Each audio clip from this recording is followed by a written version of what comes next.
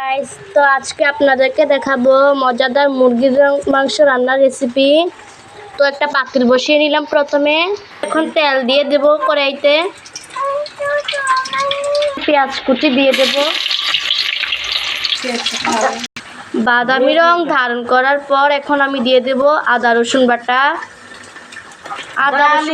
এখন আদা রসুনটা নাড়া দিয়ে দিচ্ছি।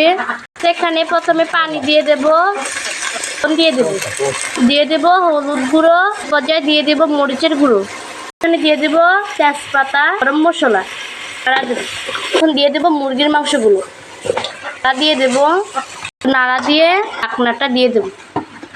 ঢাকনাটা উঠিয়ে নিব, ভালো করে নাড়া দিয়ে দেব। পর্যায়ে এখানে আলু দিয়ে দেব, নাড়া দিয়ে দেব।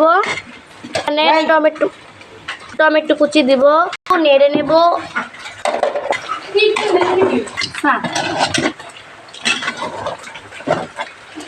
কষানো হলে এখানে পানি ঢেলে দেব, মাংসগুলো ঢেলে নেব।